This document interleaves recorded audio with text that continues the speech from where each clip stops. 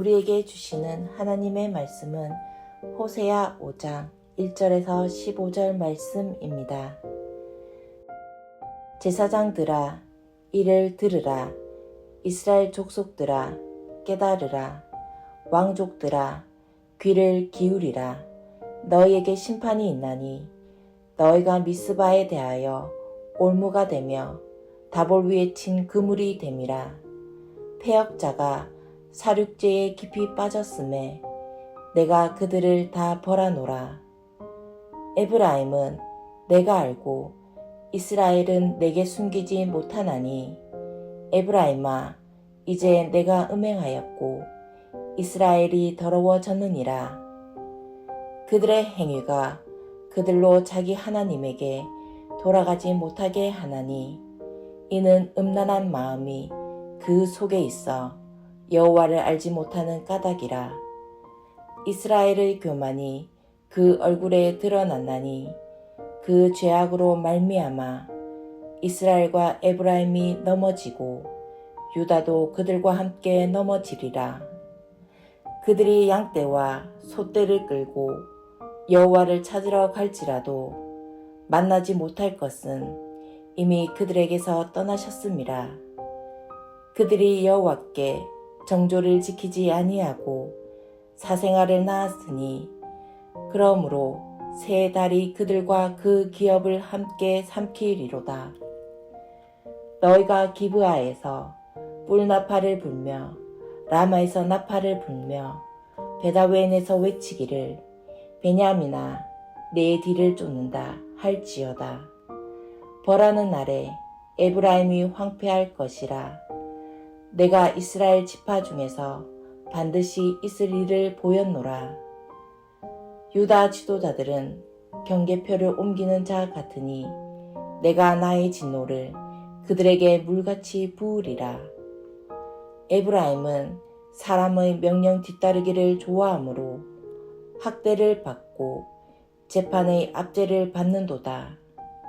그러므로 내가 에브라임에게는 좀 같으며 유다 족속에게는 썩이는 것 같도다.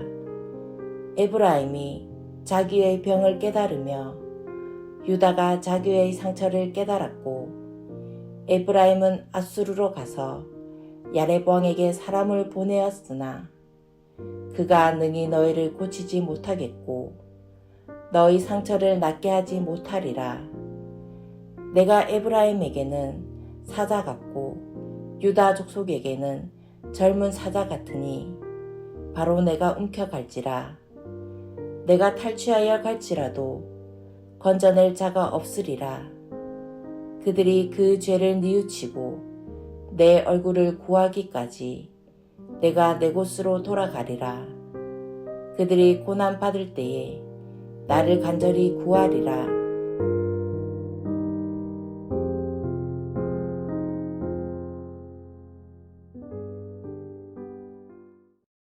호세아서는 4장부터 14장까지 호세아가 선포하는 9개의 설교문으로 되어 있습니다. 첫 번째 설교는 4장 1절부터 오늘 본문 가운데 5장 4절까지로서 하나님을 아는 지식이 없는 것에 대해 탄식하는 설교입니다.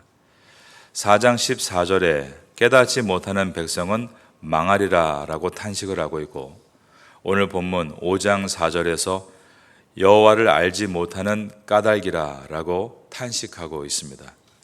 오늘 본문의 첫 절인 호세아서 5장 1절을 보겠습니다. 호세아는 먼저 제사장들아 이를 들으라 라고 외칩니다. 이 제사장들은 하나님의 율법과 계명을 마땅히 가르치고 준수하도록 훈계해야 될 책임이 있는 자들입니다. 그것을 저버렸던 이 제사장들을 향해서 먼저 경고합니다. 두 번째로 이스라엘 족속아 깨달으라. 원문은 이스라엘 족속아가 이스라엘 집들아입니다. 집이 베이트, 이스라엘 베이트라고 되어 있습니다. 이것은 북왕국 이스라엘의 10지파 백성들을 가리키는 말입니다. 세 번째로 왕족들아 귀를 기울이라. 원문은 똑같이 이것도 베이트, 집입니다. 왕의 집이로서 가족 안에 왕의 가족 외에 그의 가문의 모든 속한 자들을 뜻합니다. 들으라, 깨달으라, 기울이라 라고 말하고 있는 것은 점층적인 표현으로서 강하게 소리를 높이고 있습니다. 그 소리는 바로 심판의 소리로서 하나님의 공의가 세워지기 위해서 반드시 하나님께서 심판할 것이다 라고 선포하고 있습니다. 5장 1절에 제사장들아 이를 들으라, 이스라엘의 족속들아 깨달으라, 왕족들아 귀를 기울이라, 너에게 심판이 있나니. 이와 같이 앞에서 이끌어가는 왕족과 제사장들, 즉 지도자들을 향해서 하나님께서 깨달으라, 돌이키라, 그러지 않으면 심판이 있을 것이다 라고 말씀하고 있습니다. 미스바와 다볼이라는 곳은 우상 숭배지로 유명했던 곳입니다. 그렇게 하나님의 땅을 우상 숭배지로 변질시킨 것을 책망하고 있는 것입니다. 미스바는 옛날 야곱과 삼촌 라반이 언약을 세웠던 곳입니다. 이스라엘 땅은 모두가 과거에 하나님과의 깊은 의미가 있는 곳들입니다. 그런데 그런 곳을 우상 숭배지가 되도록 만든 지도자들의 죄는 백성들을 바르게 지도하지 못하고 악한 길로 빠지게 한 죄입니다. 우리가 가정 안에서 부모로 서 있다면 우리는 영적인 가장이고 제사장이라고 할 수 있습니다. 또 비록 내가 우리 가족 안에서 장남이 아니어도 장녀가 아니어도 우리 가정에서 예수 그리스도를 가장 먼저 영접했고 믿고 있다면 내가 우리 가족의 영적인 가장이고 제사장입니다. 그렇다면 우리의 의무는 무엇인가? 가정을 믿음으로 이끄는 것인데 그 방향이 세상으로가 아니라 하나님께로 끝까지 갈 수 있도록 안내자가 되어야 합니다. 그러나 이것이 너무 어려운 일이라는 것을 우리는 잘 알고 있습니다. 자칫 잔소리로 오해받을 수 있고 당신은 그렇지 않으면서 왜 상대방에게만 무리한 것을 요구하느냐고 오만으로 비춰질 수도 있습니다. 그래서 지도자가 해야 될 일은 내가 먼저 하나님 앞에서 바른 방향을 가기 위해서 힘쓰는 모습을 보여주는 일입니다. 우리는 이것을 본을 보인다라고 말합니다. 붕어빵을 찍어내는 주물처럼 크리스찬으로서의 본을 떠준다는 심정으로 자신을 먼저 세우는데 힘써 나가야 하는 것입니다. 우리는 그러므로 사도 바울이 했던 말을 늘 기억해야 합니다. 바울은 고린도 교회를 향해서 말하기를 그러므로 내가 너에게 권하노니 너희는 나를 본받는 자가 되라. 내가 그리스도를 본받는 자 된 것 같이 너희는 나를 본받는 자가 되라. 이 말은 사도 바울은 무엇보다 먼저 자신이 그리스도의 주물에 찍혀진 붕어빵처럼 그리스도를 닮기 위해 힘썼다는 것을 보여주고 있습니다. 이 자리에 계신 여러분들은 모두가 여러분의 삶의 영역에서 가족에서 왕 같은 제사장으로 부름받은 분들입니다. 우리가 완벽할 수 없지만 그리스도를 본받기 위해 힘쓰는 성도가 되어갈 때 하나님께서 우리에게 분명한 방향을 제시해 주시고 걸어가도록 인도해 주실 줄로 믿습니다. 왕 같은 제사장의 그 사명을 감당할 수 있는 성도가 될 수 있기를 주님의 이름으로 축원합니다. 2절입니다. 패역자가 사륙죄에 깊이 빠졌음에 내가 그들을 다 벌하노라. 사륙죄는 히브리어 서하타라는 단어를 번역한 것인데 말 그대로 사람이나 짐승을 죽이는 죄를 뜻합니다. 하나님과 멀어지게 되면 사람의 가치보다 목적을 성취하는 것을 중요하게 생각합니다. 그래서 목적을 위해서라는 명분으로 사람의 목숨을 가볍게 여기는 일들이 벌어지게 됩니다. 사울은 자신의 왕권을 지킨다는 명분으로 다윗을 숨겨준 아히멜렉 제사장 일가 85명을 한꺼번에 죽인 일이 있습니다. 이러한 사륙은 결코 하나님께서 기뻐하시는 일이 아닙니다. 하나님께서 이 일에 대해서 심판하시겠다라고 말씀하셨습니다. 하나님 앞에서 인간은 그 어떤 허물과 죄도 숨길 수 없습니다. 3절을 봅니다. 에브라임은 내가 알고 이스라엘은 내게 숨기지 못하나니 에브라임아 이제 내가 음행하였고 이스라엘이 더러워졌느니라. 에브라임은 요셉의 두 아들인 에브라임과 므낫세 그 가운데 에브라임입니다. 이스라엘 12지파 가운데 이 두 지파가 들어갑니다. 왜냐하면 요셉의 역할이 출애굽 전에 애굽에 있을 때 너무 컸기 때문에 그 여파로 굉장히 중요한 두 지파가 되었습니다. 이 에브라임은 여러 지파 중에 계속해서 가장 힘이 있고 장자와 같은 역할을 해나갑니다. 이제 이스라엘이 남과 북으로 갈렸을 때 남유다의 대표가 유다 지파였다면 북이스라엘의 대표는 항상 이 에브라임 지파였습니다. 그러므로 에브라임 지파는 북이스라엘의 장자 지파로서 아까 말씀드린 것과 같이 바른 본을 보여야 할 의무가 있었습니다. 그러나 솔로몬이 죽고 이스라엘이 둘로 갈라졌을 때 하나님은 북이스라엘이 장자 지파가 되는 에브라임 안에서 여로보암이라는 왕을 세우셨지만 그는 바른 신앙을 잡아주는 대신에 북이스라엘 백성들이 절기를 맞으면 남유다로 내려가서 예루살렘 성전에서 예배를 드리면 자기의 세력이 약해질까 봐 북이스라엘 영토 내에 단과 베델이라는 곳에 금송아지를 만들어 세웁니다. 그리고 말하기를 하나님이다, 하나님이라고 부르게 만들었습니다. 자기의 왕권을 강화하기 위해 북이스라엘의 우상 숭배 문을 연 자가 바로 에브라임 지파 그 안에 있는 초대왕 여로보암이었던 것입니다. 3절에서 에브라임은 내가 알고 이스라엘은 내게 숨기지 못하나니 에브라임아 이제 내가 음행하였고 이스라엘이 더러워졌느니라. 하나님께서 지도자가 하나님 앞에서 바른 길을 제시하지 못하고 오히려 자기 욕심을 채우기 위해 공동체를 어둠으로 몰아간다면 하나님은 반드시 심판하시겠다라고 말씀하신 것입니다. 이렇게 심판을 당하는 근본적인 이유는 그들이 하나님을 아는 지식이 없기 때문이다. 4절입니다. 그들의 행위가 그들로 자기 하나님에게 돌아가지 못하게 하나니 이는 음란한 마음이 그 속에 있어 여호와를 알지 못하는 까닭이라. 여호와를 알지 못하는 까닭이라. 성경에서 하나님을 안다라고 할 때의 그 단어는 학문적인 지식을 말할 때의 단어가 아니라 경험에 의해 얻는 지식을 말할 때 쓰는 야다라는 단어입니다. 이스라엘 조상들은 하나님을 아는 지식을 경험을 통해 얻었습니다. 가령 아브라함은 우상을 만드는 집에서 태어났습니다. 우상 장소로 흥황했던 갈대아 우르란 지역에서 생활했습니다. 그런데 하나님께서 그를 향해서 너는 그곳을 떠나서 나를 따르라라는 음성을 들었을 때 그는 그 음성에 순종합니다. 그랬더니 하나님께서 예배하신 가나안 땅에 도착을 하게 되는 경험을 하게 됐습니다. 그리고 자녀가 없을 때 하나님은 그에게 자녀를 주시겠다라고 하셨고 정말 한참 후에 이제는 완전히 불가능했을 때 그 불가능을 넘어서 자녀를 낳게 하시는 하나님의 능력도 경험하게 됐습니다.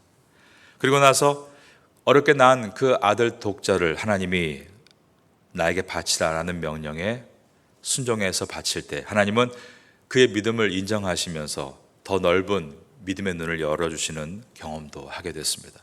아브라함은 하나님을 지식이 아닌 이와 같이 오랜 시간 동안 경험을 통해 알아감으로 아브라함에서 열국의 아버지란 뜻인 아브라함이 될 수 있었습니다. 하나님을 경험해서 아는 것, 그것을 성경은 하나님을 향한 지식이라고 말합니다. 여러분도 오랜 시간 동안 하나님을 알아가고 계신 줄로 믿습니다. 그 은혜를 더 사모하시고 더 주를 알아가시는 성도가 되시기를 바라겠습니다. 5장 5절부터 6장 3절까지는 호세아 선지자가 이제 교만에 대해서 설교합니다. 5절을 봅니다.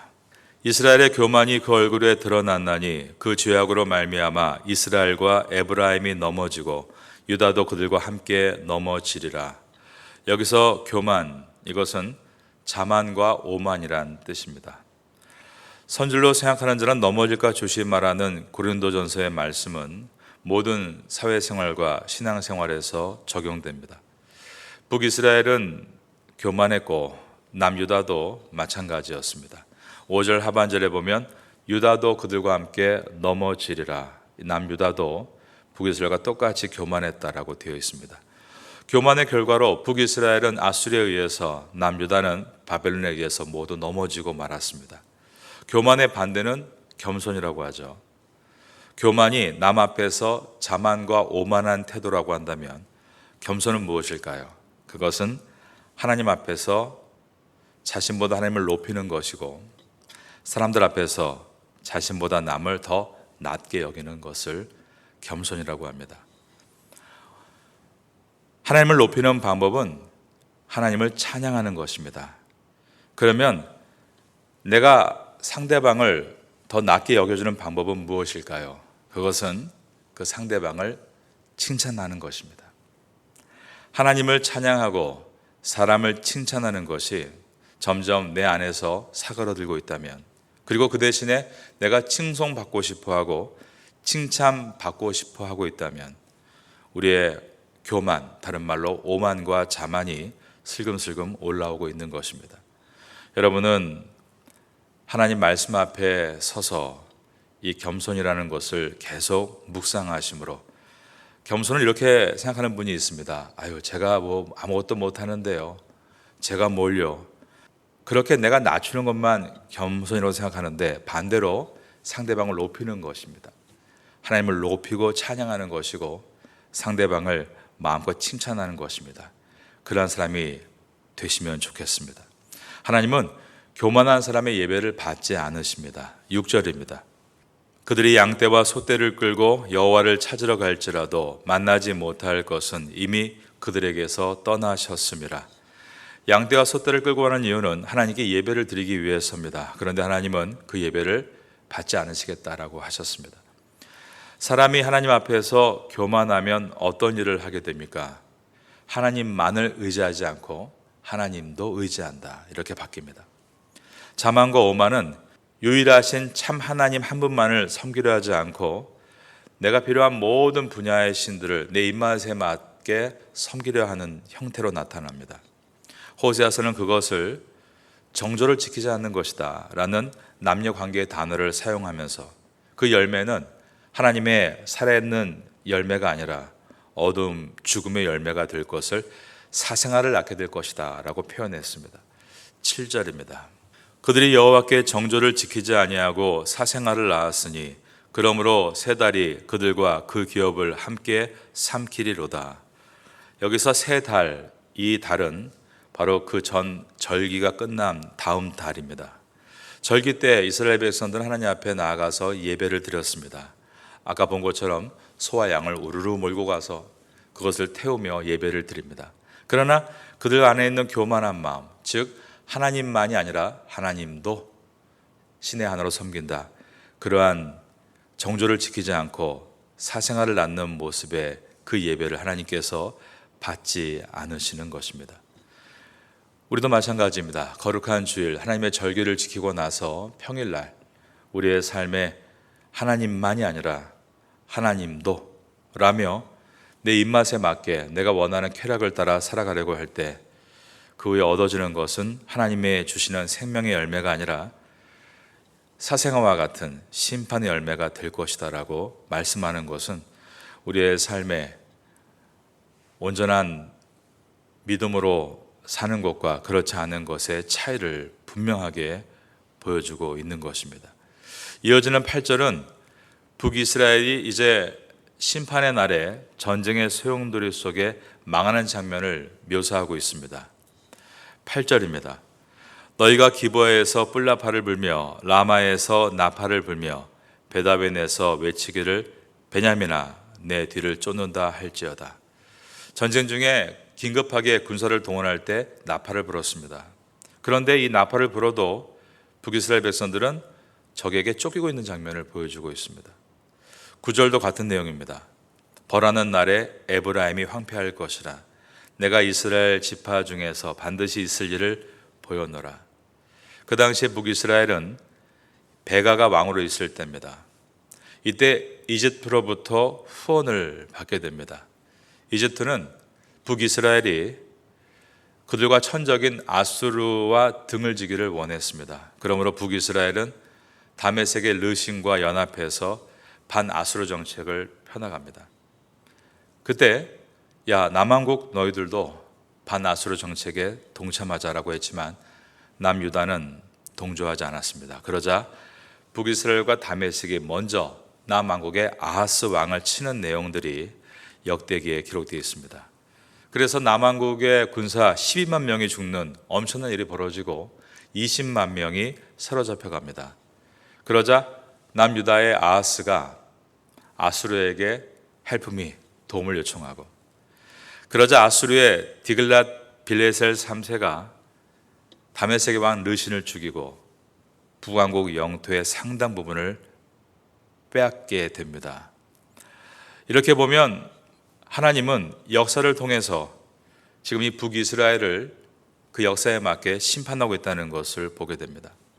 그러면 남유다는 멀쩡했을까? 남유다가 어떤 죄를 저질렀는가? 10절에 보면 그들은 하나님의 경계표를 옮겼다라는 표현이 나옵니다. 5장 10절입니다. 유다 지도자들은 경계표를 옮기는 자 같으니 내가 나의 진노를 그들에게 물같이 부으리라. 여기서 경계표는 하나님께서 각 지파에게 땅을 분배해 주실 때 경계선을 표시하는 표입니다. 하나님은 그 경계표를 옮기는 것을 금하셨습니다. 신명기에 보면 하나님이 주신 땅이기 때문에 그 땅을 지키는 것이 우리의 할 일이지 땅의 욕심을 가지고 그 땅을 벗어나지 말라라고 하신 것입니다. 그런데 자신들의 뒤에 아수르가 버티고 있고 이제 북왕국이 쇠하게 되자 그 틈을 이용해서 남유다는 저 북쪽으로 경계표를 옮기면서 영토를 확장하려고 했던 것입니다. 호세아가 기록될 당시에 아직 이러한 일들은 일어나지 않고 있었습니다. 하나님은 언제나 미리 말씀하십니다. 욕심으로 남의 것을 탐하는 죄악을 저지르지 말아라. 미리 경고하신 것입니다. 하지만 남유다는 욕심에 눈이 멀어 하나님의 명령을 어기게 되고 그들은 욕심의 대가로 항상 죄는 부메랑이 되어 돌아오죠. 과거 북이스라엘이 이집트의 약속에 흔들려서 아수르와 대적하다가 아수르에 멸망당한 것처럼 이 남유다도 또 이집트의 약속에 흔들려서 바벨론과 대항하다가 바벨론의 3차 침공에 의해 완전히 멸망당하고 말았습니다. 하나님은 이 되어질 모든 일들에 대해서 미리 호세아를 통해서 말씀하셨습니다. 그러나 그들은 그 말씀을 들음에도 불구하고 돌아오지 않아서 심판을 받았다는 것은 우리에게 많은 교훈을 줍니다. 우리가 주의 말씀을 많이 듣는 것이 중요한 것이 아니라 어떤 한 말씀을 들을 때마다 그 말씀을 입에 물고 묵상하고 삶에서 경험하는 것입니다. 그러면서 여호와를 알아가면서 그렇지, 내가 조급해할 필요가 없지. 내가 욕심을 내서 조급함으로 일하다가 지금까지 많은 실패를 경험했지. 하나님이 이 말씀을 주신 것은 원칙을 지키고 끝까지 걸어가라는 은혜의 말씀이다. 이것을 깨달을 때 하나님 말씀 우리를 계속 바른 길로 인도해 주실 것입니다. 신흥 세력 아수르가 일어나 북이스라엘 제국 간영할 때 아수르에 의해서 심판을 당했다. 이것은 주님은 모든 역사를 운행하시면서 그 역사를 통해 의인에게 복을 주시고 악인을 심판하신다는 것입니다. 또 그 이후에 약 100년 후에 또 다른 신흥 세력 바벨론이 일어나서 남유다의 죄가 간영했을 때 바로 그때 남유다를 심판하는 도구로 사용하셨다는 것은 하나님께서 모든 역사를 지금도 주관하시고 그 역사에 맞게 인도하신다라는 것입니다. 한국교회가 뜨거운 믿음의 교회였다라는 것을 그 과거의 얘기를 지금까지 우려먹으면서 우리가 기도하지 않고 깨어있지 않으면서 하나님께서 그 어느 때 주셨던 부흥이 계속 우리에게 있을 것이다라고 말하는 것은 참으로 위험한 발상입니다. 신앙은 어제의 것이 없기 때문입니다. 늘 현재입니다. 우리가 오늘 어떻게 서 있는가에 따라서 역사는 위기가 기회가 될 수도 있고, 그러나 우리가 온전하게 서 있지 못하면 지금과 같은 엄청난 번영도 하루아침에 무너질 수 있는 것이 역사인 것입니다. 12절을 보겠습니다. 그러므로 내가 에브라임에게는 좀 같으며 유다 족속에게는 썩이는 것 같도다. 좀과 썩히는 것은 하늘에 알아챌 수 없는 것들입니다. 시간이 지남에 따라 점점 곰팡이가 올라오듯 결국은 치명적으로 그 모든 것을 다 망치게 되는 것입니다. 좀이 번져 썩은 옷은 수선할 수 없습니다. 버려야 하듯이 죄에서 돌이키지 않고 죄의 열매로 좀 먹은 이스라엘 백성은 북이스라엘도 남유다도 복귀할 수 없이 결국 완전히 멸망당하고 말았습니다. 그리고 이제 새 옷을 짓듯 다시 시작해야 했습니다. 하나님은 내 백성이 지식이 없어 망한다라고 하셨습니다. 우리는 망하는 이 이야기를 통해서 우리가 하나님을 경험하는 지식을 사모해야 된다는 것을 깨닫습니다. 하나님은 교만하면 멸망한다고 하셨습니다. 우리가 오만하고 자만하여 사는 모습들이 내 안에서 지워지고 언제나 하나님을 높이고 우리 이웃을 칭찬하는 겸손한 사람이 될 때에 은혜가 있다는 것을 다시 한번 돌아보게 됩니다.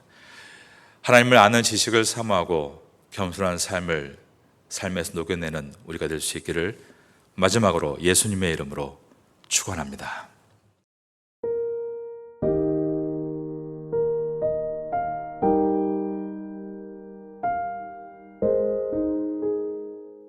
지금은 함께 기도하는 시간입니다. 10월의 공동 기도 제목은 첫째, 기도로 주님과 함께하고, 둘째, 기도로 목회자와 함께하고, 셋째, 기도로 성도와 함께하고, 넷째, 기도로 태국과 파타야와 함께하는 신앙 공동체가 되기 위해 기도드립니다. 말씀을 붙잡고 기도하는 귀한 시간 되시기를 소망합니다.